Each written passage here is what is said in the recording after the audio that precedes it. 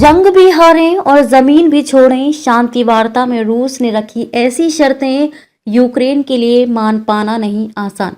रूस और यूक्रेन के बीच तुर्की के शहर इस्तांबुल में हुई शांति वार्ता एक बार फिर बिना किसी बड़े नतीजे के खत्म हो गई। सोमवार को हुई इस बैठक में रूस ने ऐसी शर्तें रखी जिन्हें यूक्रेन ने सिरे से खारिज कर दिया। रूस ने मांग की कि यूक्रेन क्रीमिया और 4 अन्य इलाकों लुहांस्क, दोनेत्स्क, जापोरिजिया और खेरसोन को पूरी तरह छोड़ दें, जो रूस ने 2014 से अपने कब्जे में ले रखे हैं। इतना ही नहीं, रूस ने यूक्रेन से अपनी सेना को सीमित करने, नाटो में शामिल न होने और रूसी भाषी लोगों के अधिकारों को संरक्षित करने की शर्त भी रखी। रूस ने यह भी कहा कि यूक्रेन में रूसी भाषा को आधिकारिक दर्जा मिले और नाजीवाद की महिमा पर कानूनी रोक लगे। यूक्रेन ने इन मांगों को आत्मसमर्पण जैसा बताकर ठुकरा दिया और कहा कि रूस की ये शर्तें शांति की बजाय युद्ध को और लंबा खींचने की साजिश है। यह वार्ता मार्च 2022 के बाद दोनों देशों के बीच दूसरी औपचारिक बैठक थी, जो मुश्किल से 1 घंटे चली। दोनों पक्ष सिर्फ युद्ध बंदियों की अदला बदली और मृत सैनिकों के शवों को लौटाने पर सहमत हो सके।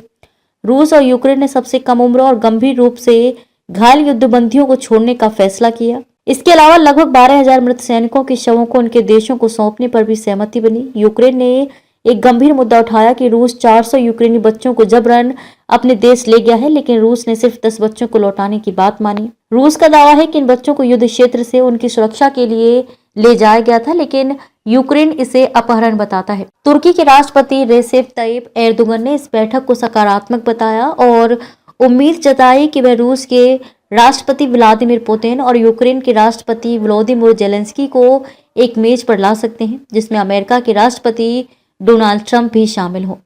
ट्रंप ने हाल ही में यूक्रेन युद्ध को खूनी स्नान बनाते हुए उसे जल्द ही खत्म करने की अपील की थी, लेकिन रूस का कहना है कि वह सिर्फ अस्थायी युद्ध विराम नहीं बल्कि लंबे समय का समझौता चाहता है। वहीं यूक्रेन का मानना है कि पुतिन शांति में दिलचस्पी नहीं रखते। यूक्रेन ने अपनी शांति योजना पेश की, जिसमें रूस के कब्जे वाले इलाकों को अंतर्राष्ट्रीय मान्यता न देने, यूक्रेन की सेना पर कोई पाबंदी न लगाने और रूस से युद्ध के नुकसान की भरपाई की मांग शामिल है। दूसरी ओर रूस ने 2 विकल्प रखे जो यूक्रेन के लिए अस्वीकार्य हैं। पहला, यूक्रेन 4 इलाकों से अपनी सेना पूरी तरह हटाए। दूसरा, यूक्रेन सैन्य तैनाती रोके, विदेशी सैन्य सहायता बंद करे और 100 दिनों के भीतर राष्ट्रपति व संसदीय चुनाव कराएं। रूस ने यह भी सुझाव दिया कि कुछ इलाकों में 2 से 3 दिन का युद्ध विराम हो, ताकि मृत सैनिकों के शव इकट्ठे किए जा सकें।